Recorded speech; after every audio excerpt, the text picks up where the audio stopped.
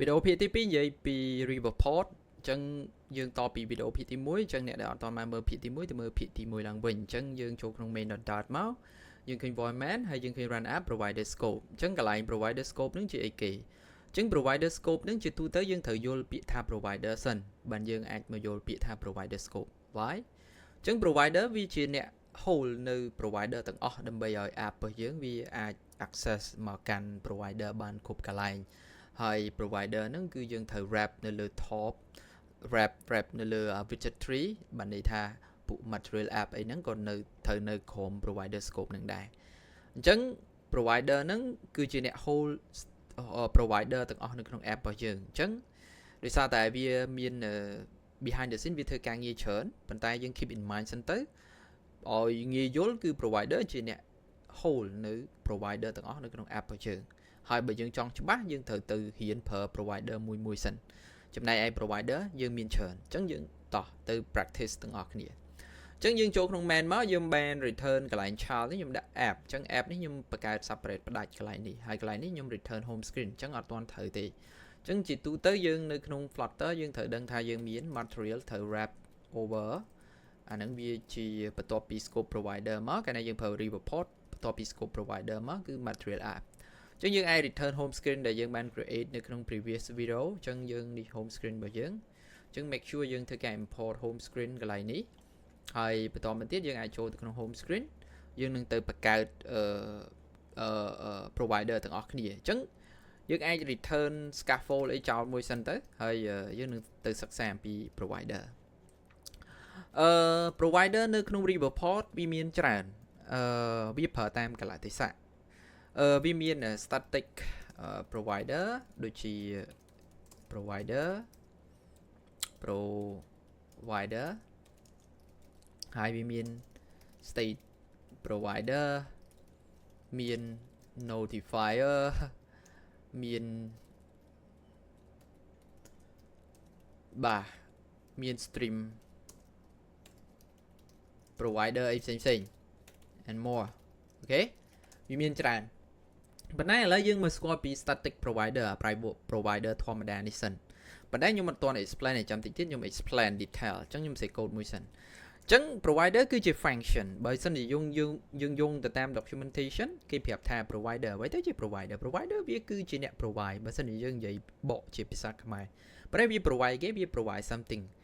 provide អីគេអញ្ចឹងបើសិនជាយងទៅតាម document គេថា provider គឺជា essentially memorize function with a sugar on top អញ្ចឹងវាបានន័យថាម៉េច what it means is អញ្ចឹងគេថា provider វាគឺជា function ដែលវានឹង return នៅ catch value នៅពេលដែលយើង call with same parameter ឧទាហរណ៍ថាពេលដែលយើងចង់ fetch data ចេញពី API from network request អញ្ចឹងគឺយើងត្រូវធ្វើអញ្ចឹងបាទយើងត្រូវ set code អីចឹងគ្រាន់តែថាបើសិនជាយើងសេធម្មតាអញ្ចឹងគឺយើងអត់បានប្រើ feature របស់ provider ទេreport ទេអញ្ចឹងបើសិនជានៅក្នុង report ដើម្បីយើងទៅ perform យើងទៅ fetch data from the server គឺគេមាន future provider គេមាន provider មួយសម្រាប់ទៅ fetch data from the API from an API អញ្ចឹងក្នុង future provider ហ្នឹងមកវាជាអ្នក provide something វា provide state វា provide data response ពី API ទៅឲ្យអីគេទៅឲ្យ UI របស់យើងហ្នឹងហើយអញ្ចឹងអាហ្នឹងគឺជា provider ហើយ provider វាមានច្រើនដូចដែលខ្ញុំបាននិយាយនៅក្នុងនេះអញ្ចឹង provider វាមាន static provider state provider notifier មិន provider ទេ sorry យើងមិននិយាយពី notifier ទេយើងនិយាយពី stream វាមាន stream provider មាន future provider អីចឹងទៅយើងនិយាយប៉ុណ្ណឹងណាបាទ future provider អញ្ចឹង static provider គឺយើងអាចបង្កើតជា function តាមរយៈ keyword final ឬក៏ any យើងអាចដាក់ final ក៏បានហើយយើងដាក់ឥឡូវឧទាហរណ៍ខ្ញុំចាប់ផ្ដើមពី counter ចុះអញ្ចឹងខ្ញុំដាក់ថា counter provider ស្មើនឹង provider អញ្ចឹង provider វាគឺជា function provider វាជា function ហើយកន្លែងនេះវាត្រូវ return ជា function តែវាត្រូវមាន parameter call reference អញ្ចឹងអា reference ហ្នឹងបើយើងអត់ប្រើយើងដាក់ underscore បានតែជាទូទៅខ្ញុំដាក់ទៅដើម្បីឲ្យអ្នកទាំងគ្នាដឹងថាកន្លែងហ្នឹងមាន parameter មួយ call reference កន្លែងនេះយើងអាច return ចេះក៏បានឬក៏យើងអាច say return per lambda nắng dương ai return vô tầm đó các bạn này dương ai return 0 chứ rồi có mùi tiết dương ai từ xây đòi lấy dương ở trong return ấy chán dương ai đã return 0 แบบนี้ ok anh đang cứ chi static provider chỉ tu tới static provider cái dương pra sẽ mẹp tại call nơi service rồi có class đã vì ở thời ca miền state app provider là điểm này nè app as a static provider này cứ dương phở tam dạ đôi chỉ config file config ấy chẳng á bà config rồi có service ấy chẳng từ bà vì ở miền thử từ thôi ca mùi state thì bị admin state thì anh ấy bà chắc là lấy như một từ họ này nhung thư counter app mùi cái này nhung return scaffold nhung miền app bar nhung miền title nhung miền thạch nhung đã thay counter app về chân từ chẳng được nông cái này body nhung return body nhung return column child hay nhung sẽ thay you can push the button this many timeហើយកន្លែងហ្នឹងប្រើធម្មតាហើយខ្ញុំមានthấy តមកកន្លែងនេះខ្ញុំត្រូវការ access ទៅកាន់ provider ដើម្បីខ្ញុំទៅ get value ហ្នឹងហើយខ្ញុំមានកន្លែងនេះខ្ញុំអាចប្រើធ្វើម៉េចអញ្ចឹងដើម្បីយើងអាច access ទៅកាន់ provider នេះបាននៅក្នុង UI របស់យើងអាចប្រើវាជាលក្ខណៈយើងត្រូវ change ពី stateless widget ទៅជា consumer widget នេះគឺជា widget ដែល available នៅក្នុងreport បាទដើម្បីយើង access ទៅកាន់ provider បានហើយយើងក៏អាចប្រើ consumer widget បានដូចគ្នាយើងអាចប្រើវាជា widget នៅក្នុងនេះតែខ្ញុំនឹងប្រាប់អ្នកទាំងគ្នាតទៀតចឹងនៅពេលដែលយើងធ្វើការ extend ចេញពី consumer widget វានឹងត្រូវវានឹង error នេះដោយសារតែវាត្រូវការវាបាន override អា widget build នេះឲ្យយើងដាក់ widget reference ហើយយើងដាក់ reference ចេះមកអញ្ចឹងអា reference ហ្នឹងគឺយើងប្រើដើម្បី access ទៅកាន់ provider របស់យើងខាងលើអញ្ចឹងកន្លែងនេះយើងអាចវាយពាក្យថា counter អញ្ចឹងទៅស្មើទៅជាមួយនឹង reference.read កន្លែងនេះវាមាន .read .void .lesson អីចឹងទៅអញ្ចឹងបើសិនជាយើងប្រើ reference.read គឺនៅពេលដែលយើងទៅ read វាភាគច្រើនយើងប្រើវាដើម្បីយើងទៅ read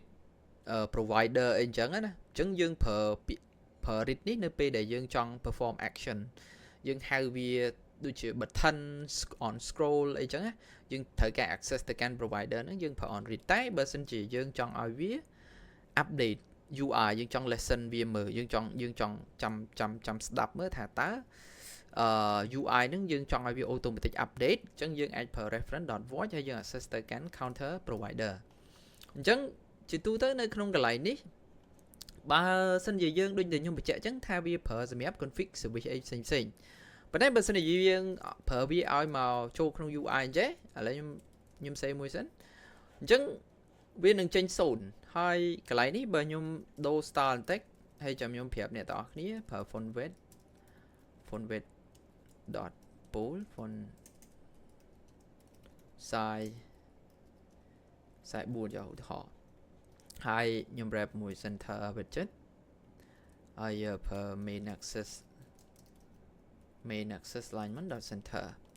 អូខេអញ្ចឹងបើសិនជាខ្ញុំព្យាយាម count វាឧបមាឥឡូវខ្ញុំប្រើ elevated button ហើយខ្ញុំប្រើ child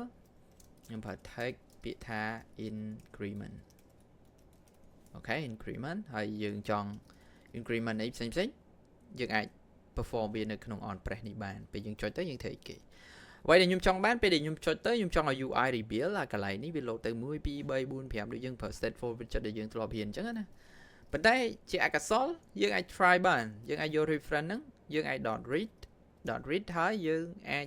call counter provider ហ្នឹងយើងចង់ access ទៅកាន់ notifier អញ្ចឹងអត់បានទេបើសិនជាខ្ញុំចង់ access ទៅ state វាអត់មាន state access ទៅទេអញ្ចឹងឃើញទេបើសិនជាខ្ញុំចង់ឲ្យវាបូកអីចឹងក៏អត់កើតដែរបាទយើង access ទៅ state អត់បានទេពីព្រោះនេះវាជា static provider បាទវា limit ដែរវាប្រើសម្រាប់តែ config ឬក៏ service អីអញ្ចឹងខ្លះណាដែល config API អីអញ្ចឹងទៅដូច service API អញ្ចឹងអូខេយើងអាចប្រើមួយវាប៉ុន្តែបើសិនជាឲ្យវាមក update UI គឺអត់បានទេអាហ្នឹងគឺជា static provider អញ្ចឹងបើយើងត្រូវទៅរៀន provider មួយទៀតយើងអាចរៀន provider មួយទៀតគឺ ដើម្បី update UI បានគឺយើងប្រើ state provider អញ្ចឹង state provider ខ្ញុំអាចស្មើខ្ញុំអាចបង្កើតជាមួយនឹង state provider ខ្ញុំ enter ពេលដែលខ្ញុំ enter វាបាន import legacy នេះបានន័យថាម៉េច state provider នេះវាមានតាំងពីv1 v2 អីមកម៉េះអញ្ចឹងតាំងពី version 2អីមកម៉េះអញ្ចឹងវាឲ្យយើងនៅប្រើដដែលប៉ុន្តែវាដាក់ថា legacy អញ្ចឹងជាទូទៅ state provider យើងប្រើលក្ខណៈបែបយើងអាច change state វាបានប៉ុន្តែវាអត់ស្មុគស្មាញទេលក្ខណៈដូចរបៀបអ្នកនរគ្នាធ្វើតាក់ទងមួយ check box ធ្វើតាក់ទងជាមួយToggle radio button អីចឹងអូខេយើងអាចប្រើមួយ state provider ហ្នឹងដើម្បី change state ឬក៏ counter app អញ្ចឹងយើងអាចប្រើនឹងបានប៉ុន្តែខ្ញុំគ្រាន់តែចង់បង្ហាញគ្នាយើងឲ្យស្គាល់ថានៅក្នុង Riverport យើងមានអាពុ provider ហ្នឹងអញ្ចឹងដល់ពេលយើងមែនទៅRiverport recommend ឲ្យយើងប្រើ notifier អញ្ចឹង notifier ហ្នឹងចាំខ្ញុំបង្ហាញតាមក្រោយចឹងនៅក្នុង state provider មិនខុសពី provider ខាងលើម៉ែនេះវាមាន reference យើងអាច return អីបានអីផ្សេងហើយមួយទៀតយើងអាចបោះយើង return ចឹងមកមួយទៀតយើងក៏អាច specific type របស់វាថាជា integer ឬក៏ជា double អីចឹងដែរអាខាងលើនេះក៏បានដូចគ្នាយើងអាច specific ដូចគ្នាគ្រាន់តែខ្ញុំចង់យកអាពីរហ្នឹងយកមកធ្វើការ ប្រៀបធៀបគ្នាអញ្ចឹងនៅពេលដែលអ្នកទាំងអស់គ្នា access មកកាន់ state provider យើងគ្រាន់តែដូរ provider កន្លែងនេះដូរពី counter provider នេះទៅជា state provider យើងដូរមកហើយកន្លែងនេះយើងដូរទៅជា state provider ដែរទៅអញ្ចឹងនៅពេលដែលអ្នកនរគ្នាចង់ចុច on increment នេះយើង update UI នៅក្នុងកន្លែង state notifier នេះ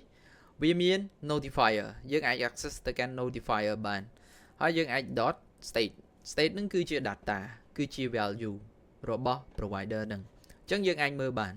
provider state របស់វាគឺជាលេខ1010ហ្នឹង state អាហ្នឹង state ហើយ state របស់ provider state របស់ state provider ហ្នឹងអញ្ចឹងនៅពេលដែលយើងចង់ update នៅ UI យើងយក state បូកអញ្ចឹងទៅ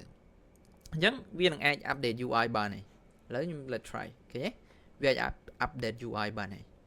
yes that's it អាហ្នឹងគឺជា provider នៅក្នុង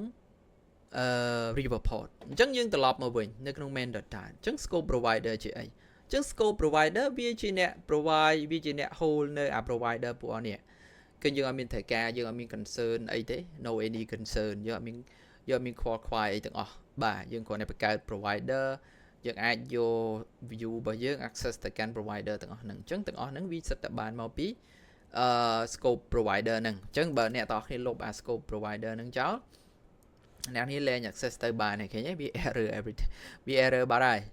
នៅក្នុងយើងអាចប្រើ Riverport បានទេអញ្ចឹង Riverport ត្រូវការ wrap ទៅជាមួយនឹង provider scope ហ្នឹងបាទច្រឡំ scope provider ណា provider scope អូខេអញ្ចឹងអរគុណច្រើន see you in the next video we will talk about consumer widget អូខេអរគុណ